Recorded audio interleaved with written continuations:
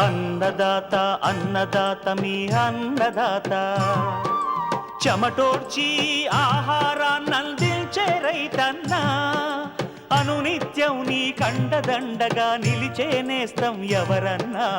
అన్నదాత అన్నదాత మీ అన్నదాత.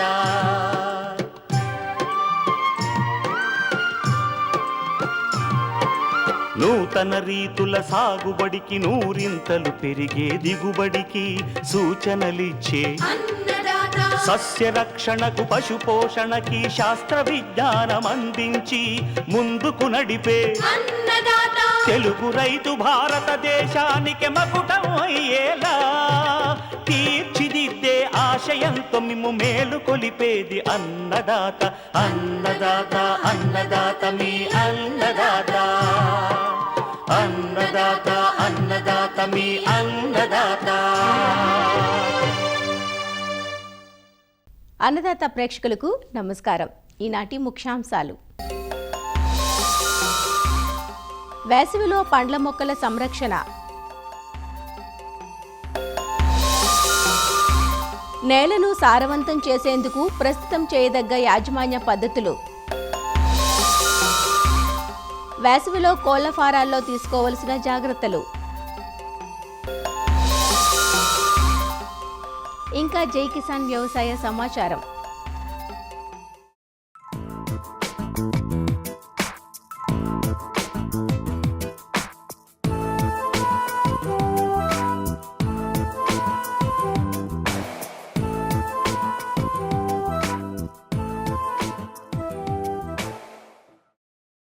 బాణుడు ఉగ్రరూపం చూపిస్తున్నాడు. ఈ తీక్షణమైన కిరణాలకు, అధిక వేడికి సకల జీవరాశులు అల్లాడిపోతున్నాయి. ఇక సున్నితమైన మొక్కల పరిస్థితి మరీ ఘోరం. భూగర్భ జలాలు అడుగంటడంతో నీటి లభ్యత తగ్గి ఉన్న తేమ కూడా ఆవిరైపోవటం, కరెంటు సరఫరాలో అంతరాయాలు వెరసి పండ్ల తోటలు నీటి ఎద్దడికి లోనవుతున్నాయి. లేత మొక్కలైతే వాడిపోవటం, పూత పిందె దశలోని తోటల్లోనైతే పూత పిందె మాడి రాలిపోవటం, కాయలు కమిలిపోవటం వంటి సమస్యలు ఏర్పడుతున్నాయి. వీటిని అధిగమించాలంటే ఈ వేసవిలో తోటల్లో కొన్ని రకాల జాగ్రత్త చర్యలు చేపట్టాల్సి ఉంటుందంటూ తెలియజేస్తున్నారు ఆచార్య ఎన్జీ రంగా వ్యవసాయ విశ్వవిద్యాలయం నైరా వ్యవసాయ కళాశాల విస్తరణ విభాగం అధ్యాపకులు డాక్టర్ డి చిన్నమనాయుడు.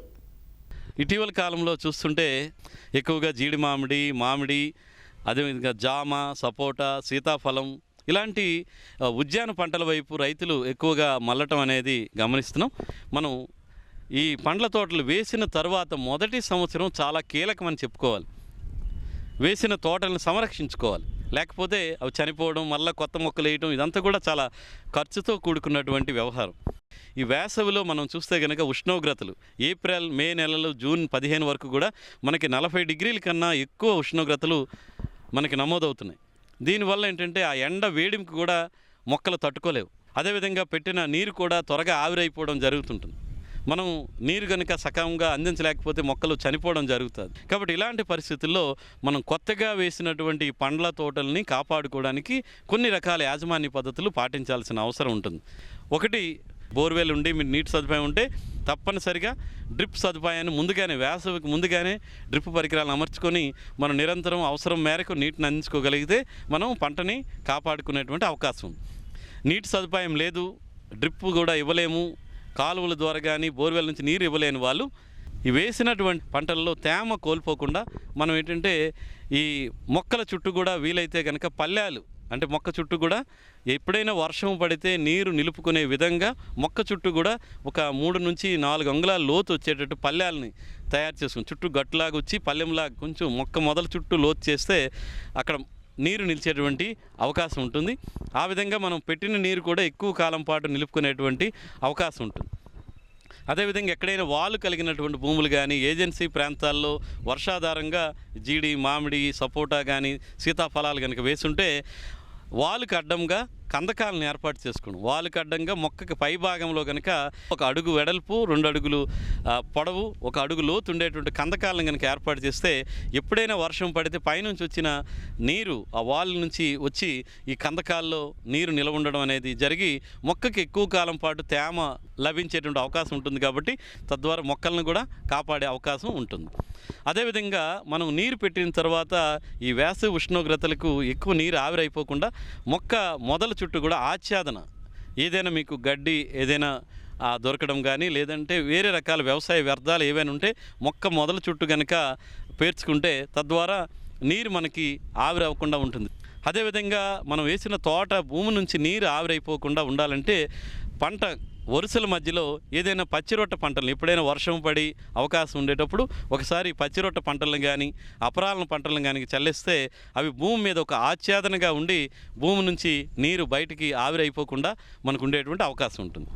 అదేవిధంగా ఎక్కడైనా డ్రిప్పు నీరు సదుపాయం లేని వాళ్ళు, తక్కువ నీటి వనరులు ఉండేవాళ్ళు ఏం చేయాలంటే మొక్క మొదల్లోనే చిన్న మట్టి కుండలను కానీ ఏర్పాటు చేసుకోవడం, లేదా ప్లాస్టిక్ బాటిల్కి చిన్న రంధ్రం పెట్టి అది మొక్క మొదల్లో పెట్టి ఆ బాటిల్స్ని కనుక మనకు అవసరం మేరకు 10-15 రోజులకు ఒకసారి నీరు నింపేస్తే ఆ చిన్న రంధ్రం ద్వారా తక్కువ నీరు మొక్క రూటు ఏదైతే వేరు వ్యవస్థకు అంది మొక్కకు తేమ సమస్య లేకుండా ఉండి ఈ వేసవికి గురి కాకుండా ఉండి ఆ విధంగా మొక్క బ్రతకడానికి కూడా అవకాశం ఉంటుంది. కాబట్టి నీటిని బిందు సేద్య పద్ధతిలాగా అందించుకుంటే ఆ విధంగా కూడా మనం మొక్కలను కాపాడుకునేటువంటి అవకాశం ఉంటుంది. అదేవిధంగా ఈ ఎండ వేడిమికి ఎండ తాలూకు సూర్యరశ్మి ఎక్కువగా తూర్పు పడమరల్లో మనకి ఎక్కువ ఎండ తగులుతూ ఉంటుంది, ఎండ వేడిమి కూడా ఎక్కువ ఉంటుంది. కాబట్టి జీడి మామిడి కానీ చిన్న మొక్కల దశలో అంటే 1 సంవత్సరం లోపున్న మొక్కలకి పడమర ఈ దశలో వీటికి ఎండ అడ్డుగా మనకి తాటి రేకులతో కానీ లేదు చిన్న గోనె సంచులను కానీ ఎండ నేరుగా మొక్క మీద పడకుండా ఒక రకమైన నీడని ఏర్పాటు చేసుకోవడం వల్ల కూడా మనకి ఈ వేసవి తాపం నుంచి ఈ మొక్కలను కాపాడుకోవచ్చు.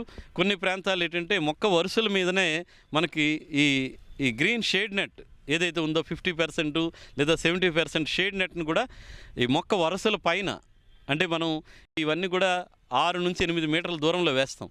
కాబట్టి ఆ వరుసల్లో ఉన్నటువంటి మొక్కల మీదనే కొయ్యలు పాతేసి ఈ గ్రీన్ షేడ్ నెట్ను కూడా పైన కట్టడం కూడా మనకి ఎక్కువ ఎండ తీవ్రత ఉన్న దగ్గర, వర్షాభావ పరిస్థితులు ఎక్కువ ఉన్నటువంటి రాయలసీమలను లేదంటే ఎర్రగరప నేలలు నీరు నిలుపుకోలేనిటువంటి ప్రాంతాల్లో ఈ తేమ ఆవిరైపోకుండా ఎండ వేయడం నుంచి పంటను కాపాడుకోవడానికి ఈ గ్రీన్ షేడ్ నెట్లు, అంటే మొక్క మీద మాత్రం 1 మీటర్ వెడల్పు ఉన్నటువంటి ఈ గ్రీన్ షేడ్ నెట్ని మొక్క వరుస మీద కొయ్యలు పాతేసి కనుక పైన మనం ఒక పందిర్లాగా కనుక వేసుకుంటే ఆ విధంగా అంటే ఒక 2 నెలల పాటు కాపాడుకోగలిగితే మొక్కల మీద ఈ వేసవి ప్రభావం నుంచి మనం చాలా వరకు కాపాడుకోవడానికి అవకాశం ఉంటుంది.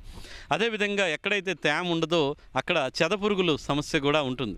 చెదపురుగులు కనుక మొదటి దశలో కనుక అంటే లేత మొక్కల దశలో చెదపురుగులు ఆశిస్తే మొక్క చనిపోయేటువంటి ప్రభావం ఉంటుంది. కాబట్టి దానికోసం కూడా నిరంతరం గమనించుకొని ఈ పురుగుల తలకి మట్టి ఏదైనా ఉంటే గోనె సంచులతో ఒకసారి రుద్దేసి దానికి మనం క్లోరిఫైరిఫాస్ మందుని 5 మిల్లీలీటర్లు 1 లీటర్ నీటి చొప్పున కలిపి మొక్క మొదల చుట్టూ ఉన్న మట్టి మీద కనుక పిచికారీ చేసుకోగలిగితే మనకి అక్కడ చెదపురుగుల సమస్య కూడా చాలా వరకు తగ్గుతుంది. ఎక్కడైనా మనం మొక్క మొదల చుట్టూ ఆచ్ఛాదనగా గడ్డి వేస్తారో అక్కడ చెదపురుగులు కూడా వచ్చే అవకాశం ఉంటుంది. కాబట్టి మన చెదపురుగుల నివారణ మీద కూడా దృష్టి పెట్టాల్సినటువంటి అవసరం ఉంది. కాబట్టి మొదటి 2 సంవత్సరాల్లో రైతులు ప్రత్యేకంగా వేసవి కాలంలో ఉష్ణోగ్రతలు అధికంగా ఉంటాయి కాబట్టి ఇప్పుడు చెప్పుకున్నటువంటి జాగ్రత్తలు తీసుకొని వారు వేసినటువంటి ఉద్యాన పంటలని కాపాడుకోవాల్సిందిగా రైతు సోదరుల్ని కోరుతున్నాను.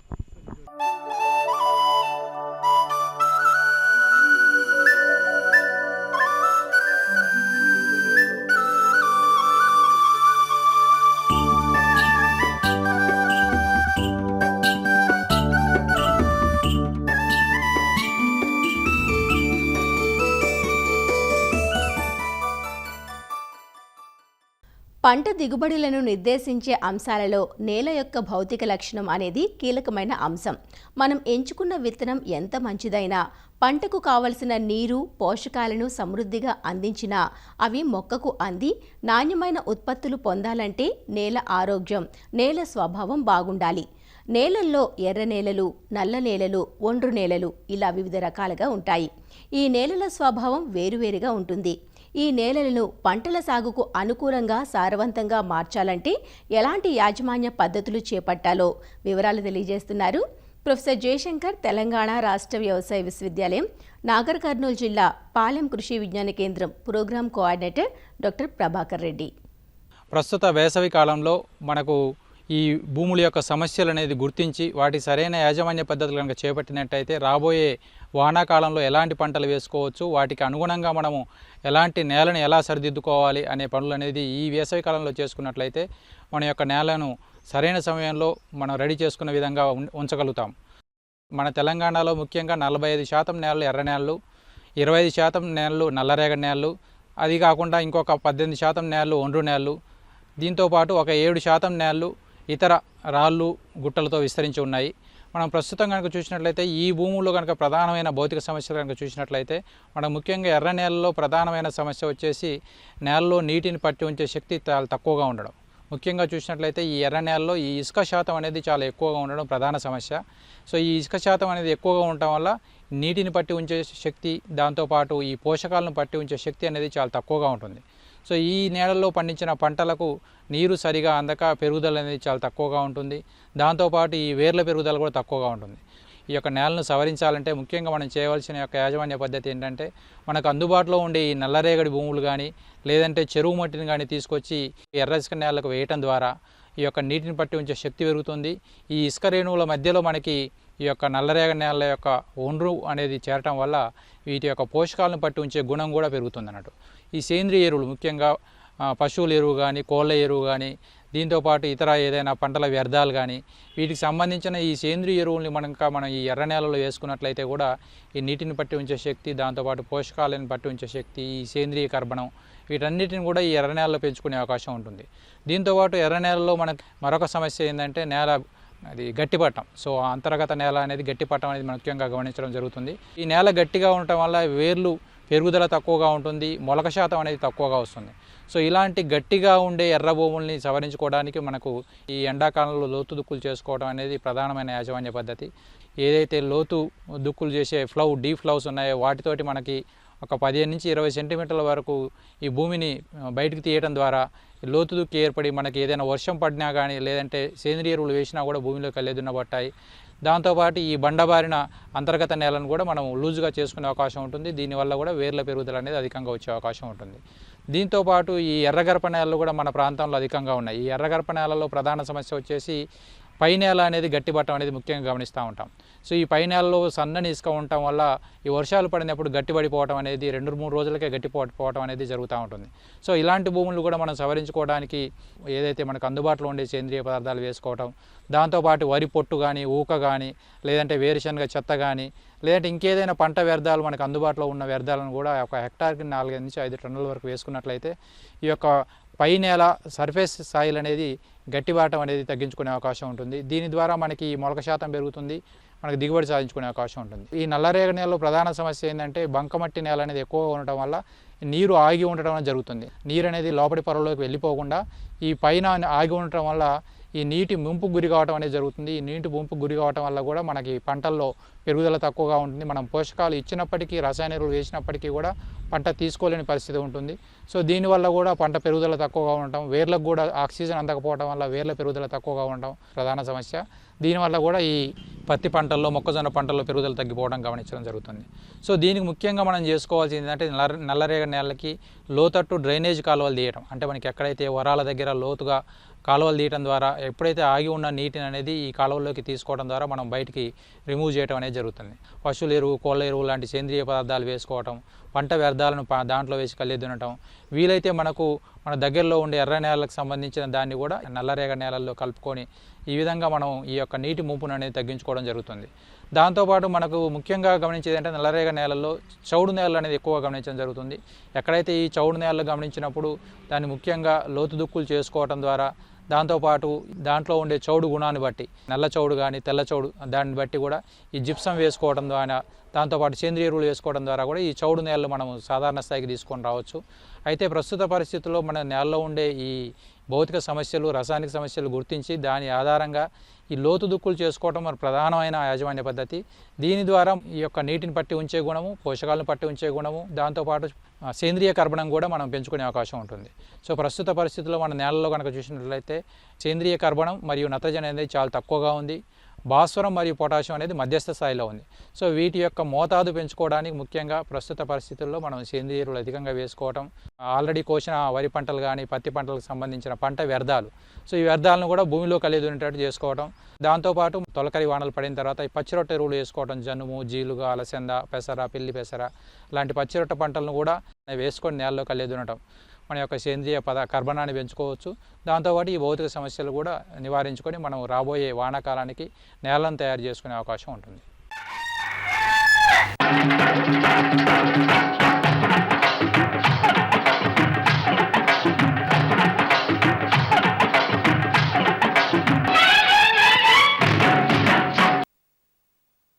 మాంసానికి, గ్రుడ్లకు నానాటికి పెరుగుతున్న డిమాండ్తో కోళ్ల పరిశ్రమ ఎందరికో ఉపాధి మార్గంగా ఉంది. గత 5 దశాబ్దాల కాలంలో వాణిజ్య స్థాయికి ఎదిగింది. లక్షలాది మంది ఈ పరిశ్రమపై ఆధారపడి జీవనం సాగిస్తున్నారు. కోళ్ల పెంపకదారులకు ప్రస్తుత వేసవికాలం గడ్డుకాలమనే చెప్పాలి. కోళ్లు బహుసున్నిత జీవులు. ఎండాకాలం కోళ్లను గట్టెక్కించడం అంటే అది కత్తి మీద సామే. అధిక ఉష్ణోగ్రతలకు కోళ్లు త్వరగా వడదెబ్బకు గురవుతాయి. బలహీనపడి రోగాల బారిన పడతాయి. దానాలు సరిగా తినక నీళ్లు తాగి పొట్ట నింపుకోవడంతో గ్రుడ్లు, మాంసం ఉత్పాదకత తగ్గిపోతుంది. ఇప్పటికే చాలా చోట్ల కోళ్ల ఫారాల రైతులు నష్టాలను చవిచూస్తున్నారు. కోళ్ల ఫారాల్లో ఎండ తీవ్రతను తగ్గించేందుకు కొన్ని యాజమాన్య చర్యలు చేపట్టడం ఎంతైనా అవసరం. ఎలాంటి యాజమాన్య పద్ధతుల ద్వారా ఈ ఎండతాపం నుంచి కోళ్లను రక్షించుకోవచ్చో ఈనాటి కార్యక్రమంలో తెలుసుకుందాం.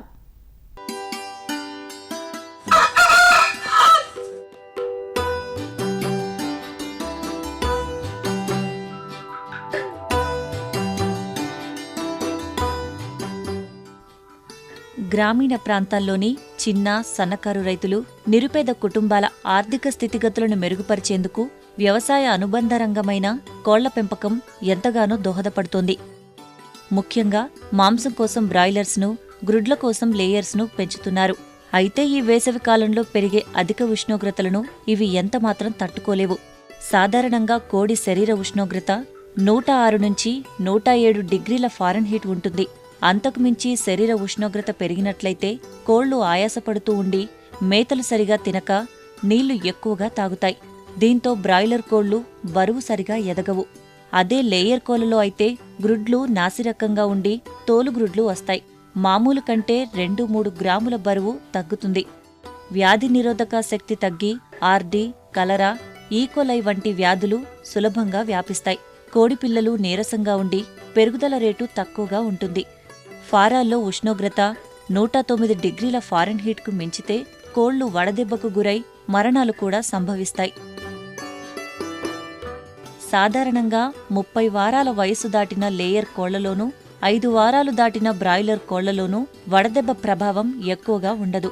ఒకవేళ కోళ్లు వడదెబ్బ బారిన పడితే మేత సరిగా తినవు, నీళ్లు ఎక్కువగా తీసుకుంటాయి. కోళ్లు ఆయాసపడుతూ ఒక మూలకు చేరుకుంటాయి. ఇలాంటి సమయంలో కోడితలను పైకెత్తి శరీరాన్ని నీటిలో ముంచి ఫ్యాను కింద ఉంచాలి. షెడ్లలో చల్లని వాతావరణం ఉండేలా చూసుకోవాలి. కోళ్ల షెడ్లలో ఉష్ణోగ్రత 75 నుంచి 80 డిగ్రీల ఫారెన్హీట్, తేమ శాతం 40 నుంచి 70% ఉండేలా చూసుకోవాలి. షెడ్లలో ఎండ నేరుగా పడకుండా తూర్పు, పడమర దిశలో నిర్మించుకోవాలి. షెడ్లలోకి గాలి బాగా ప్రసరించేందుకు వీలుగా 12 నుంచి 14 అడుగుల ఎత్తు ఉండాలి. షెడ్డు వెడల్పు 30 అడుగులకు మించకుండా ఉండాలి. షెడ్డు చుట్టూ ఎత్తుగా పెరిగే మొక్కలను పెంచాలి. ఎండవేడిమిని తగ్గించుకునేందుకు షెడ్డు రేకుల పైకప్పుకు సున్నం పూయాలి. లేదా పైకప్పుపై గడ్డిని పరిచి స్ప్రింక్లర్లతో తడుపుతూ ఉంటే షెడ్డు లోపల 5 నుంచి 10 డిగ్రీల ఫారెన్హీట్ ఉష్ణోగ్రత తగ్గుతుంది. షెడ్డు చుట్టూ గోనె సంచులు వ్రేలాడదీసి నీటితో తడిపినట్లయితే వేసవి తాపం తగ్గుతుంది. వేసవిలో సాధారణ సంఖ్య కంటే 10% తక్కువ కోళ్లను పెంచినట్లయితే స్థల వినియోగం బాగుండి పెరుగుదల బాగుంటుంది. లేయర్స్కు 2 చదరపు అడుగులు, బ్రాయిలర్స్కు 1.5 చదరపు అడుగు స్థలం ఉండేలా చూసుకోవాలి. ఉష్ణోగ్రత ప్రభావం కేజ్ పద్ధతిలో ఎక్కువగా ఉంటుంది. కాబట్టి వేడిగాలి బయటకు పోయేలా షెడ్డు లోపల ప్రతి 30 అడుగులకు ఒక బ్లోయర్ను ఏర్పాటు చేసుకోవాలి. వేసవి ఒత్తిడి వల్ల కోళ్లలో వ్యాధి నిరోధక శక్తి తగ్గుతుంది. కావున వేసవికి ముందుగానే టీకాలు వేయించాలి. కోళ్లలో విరోచనాల సమస్య ఎక్కువగా ఉంటే ఎలక్ట్రోలైట్స్, లాక్టోబాసిల్లస్ మందులను వాడాలి. గ్రుడ్లు పెట్టే కోళ్ల రక్తంలో ఆమ్లక్షార వ్యత్యాసం వల్ల గ్రుడ్ల పెంకు పలుచగా ఉంటుంది. దీని నివారణకు 1 టన్ను దానాకు తినే సోడా 1 నుంచి 5 కిలోలు, అమ్మోనియం క్లోరైడు 1 నుంచి 2 కిలోలు కలిపి అందించాలి. వేసవిలో కోళ్లకందించే పోషకాల సాంద్రతను పెంచే విధంగా దాణా ఫార్ములాను మార్చుకోవాలి. దానాలో మాంసకృతులు 18 నుండి 22% వరకు పెంచాలి. కిలో దాణాలో శక్తినిచ్చే పదార్థాలు 2700 కిలో క్యాలరీలుగా ఉండాలి. ఖనిజ లవణాలు, విటమిన్లు 20% అధికంగా ఇవ్వాలి. క్వింటా దానాకు విటమిన్ సి 15 నుంచి 20 గ్రాములు కలిపి అందిస్తే వేసవి ఒత్తిడి నుంచి కోళ్లను సంరక్షించుకోవచ్చు. కిలో దానాలో 90 మిల్లీగ్రాముల మాంగనీసు, ఖనిజ లవణం ఉండేలా చూసుకోవాలి. దాణా అందించిన 2 గంటల తర్వాత కోడి శరీర ఉష్ణోగ్రత 7 నుంచి 12% పెరుగుతుంది. కాబట్టి మేతలను చల్లని సమయంలో ఉదయం 4 గంటల నుంచి 5 గంటలు, సాయంత్రం 6 గంటల తర్వాత అందించాలి. మేత తొట్లలోని మేతను రోజుకు 3-4 సార్లు కదిలిస్తుండాలి. ఫీడర్స్ సంఖ్యను పెంచాలి. మామూలు సమయంలో ఒక కోడి రోజుకు 250 మిల్లీలీటర్ల నీరు తాగితే వేసవిలో 500 నుంచి 750 మిల్లీలీటర్ల నీరు తాగుతుంది. కాబట్టి ఎల్లవేళలా మంచినీటిని అందుబాటులో ఉంచాలి. 100 లీటర్ల నీటికి 10 లీటర్ల ఆక్వామాక్స్ లేదా సేఫ్గార్డ్ వంటి శానిటరైజర్లను కలిపి అందించాలి. వీటితో పాటు vitamin C 500 ppm, vitamin E 50 ppm, riboflavin 8 ppm కలిపి ఇవ్వటం ద్వారా వేడితాపం నుంచి కోళ్లను రక్షించుకోవచ్చు. ఆటోమేటిక్ డ్రింకర్స్ను పరీక్షించుకుంటూ నిప్పల్ పాయింట్స్ను వేడెక్కకుండా తరచుగా ఫ్లష్ చేస్తుండాలి. వేడిగా ఉన్న సమయంలో టీకాలు వేయటం, డీబీకింగ్ చేయటం, కోళ్లను మార్చటం, రవాణా చేయటం వంటి పనులు చేయకూడదు. ఎప్పటికప్పుడు లిట్టర్ను తొలగిస్తూ 2-3 అంగుళాలు ఉండేలా చూసుకోవాలి. ఇలా అన్ని యాజమాన్య పద్ధతులను ఆచరించినట్లయితే వేసవిలో సైతం కోళ్ల పెరుగుదల బాగుండి గ్రుడ్ల ఉత్పత్తి ఆశాజనకంగా ఉంటుంది.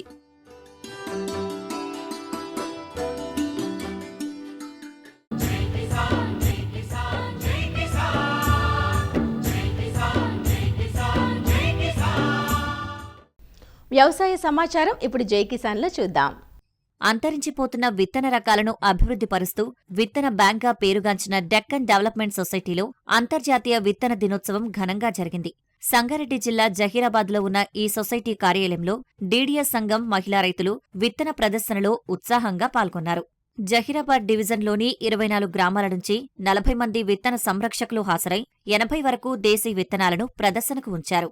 చిరుధాన్యాలు, పప్పు దినుసులు కుప్పలుగా పోసి విత్తన ప్రాముఖ్యతను వివరించారు. ఎర్ర పెసర, నల్ల తొగరి, బురఖా తొగరి, పచ్చశనగలు, నల్లబొబ్బర్లు, చిక్కుళ్ళు వంటి అరుదైన అంతరించిపోతున్న విత్తనాలు ఈ ప్రదర్శనలో ప్రత్యేక ఆకర్షణగా నిలిచాయి. అత్యధిక విత్తనాలను సంరక్షిస్తున్న మహిళలను ఈ సందర్భంగా సత్కరించి బహుమతులు ప్రదానం చేశారు. విత్తనాలు ఎప్పటి సందే ఉంటాయి మా దగ్గర. ఎట్లెండ పోసుకోవాలి, యావి ఎండ్ల పోస్తే మంచిగా ఉంటాయి పురుగు కాకుండా. అట్లాంటిగా వాళ్ళ పెద్దోళ్ళతోనే చూసి నేర్చుకున్నాం అనమాట. నేర్చుకొని ఇప్పుడు మేము చేసినవి మా కోడళ్ళు కూడా నేర్చుకుంటున్నారు. ఇట్లా ఈతనాలు పెట్టుట్లా ఇంకా తెలివి జ్ఞానం అనేది పెరుగుతుంది. పంట యాదానికి ఎట్లా వస్తుంది అనేది ఒక్కరికొక్కరు మాట్లాడుకొని లేని ఇత్తనాలు తీసుకొనడము, ఉన్న ఇచ్చడము అట్లాంటిగా మంచిగా అనిపిస్తుంది అనమాట. సంవత్సరంకి ఒక్కసారి ఇట్లా చేస్తే చాలా సంతోషం అనిపిస్తుంది. నేను 75 రకాల విత్తనాలు తెచ్చిన. అన్ని రకాల విత్తనాలు మా భూమిలో వండినవి, మేము చేసిన విత్తనాలు. అవి ఎర్ర సాయి జొన్నలు, పేలాల జొన్నలు, లంకలు, సిరిశెనగలు, కట్టె గోధుమలు, కుసుమలు, కొర్రలు, తొగాళ్ళు, పచ్చజొన్నలు, మంచి నువ్వులు, ఇక అన్ని రకాల విత్తనాలు మేము తీసుకొని వచ్చినాం సార్. ఇక అన్ని రకాల విత్తనాలు కూడా మాతనే ఉంటాయి. మా ఊళ్ళో పండిస్తారు. అవసరమైన పెట్టుకుంటాం. మరి బయటికి విత్తనాలు కూడా ఇస్తాము. DDSలో ప్రపంచ విత్తనాల దినోత్సవం చేస్తున్నాం అన్నమాట. ఈ విత్తనాల దినోత్సవంకు ఒక 25 ఊర్ల నుండి పాల్గొన్నారు. అంటే వాళ్ళది ఎట్లా అంటే వాళ్ళ ఊర్లో, వాళ్ళ సంఘంలో, వాళ్ళ ఇంట్లో ఎన్ని రకాల విత్తనాలు ఉన్నాయో అవన్నీ తీసుకొని వచ్చి ఇక్కడ పోస్తారు అన్నమాట. పోసి వాళ్ళ దగ్గర ఎన్నెన్ని రకాల విత్తనాలు ఉన్నాయి, ఎన్ని ఎకరాలకు సరిపడేటంత ఉన్నాయి. ఇంకొకటి ఏంటిదంటే అందరితో కలిసి ఏ రకం మనకు గండ్లవాడకు వచ్చింది, ఆ రకము మనం ఎక్కడి నుండి తేవాలనేది ఒకటి ఆలోచిస్తాం. ప్రతిదీ ఇట్లా పెట్టినందుకు వాళ్ళకు ఒక చిన్న గిఫ్ట్ లాగా వాళ్ళకు ప్రైజ్ ఇస్తుంటాము. కనీసం DDS లాంటి సంస్థలు ఇట్లాంటి పంటలకు కానీ లేదంటే ఈ విత్తనాలకు కానీ ప్రోత్సహిస్తే ముందుకు ఇవి కాపాడగలుగుతాం. తర్వాత ఇవి మునిగిపోయినాక తేవాలంటే ఎవరి తరం కాదు. మరిన్ని విభిన్న అంశాలతో రేపటి అన్నదాతలో మళ్ళీ కలుసుకుందాం. అంతవరకు సెలవు, నమస్కారం.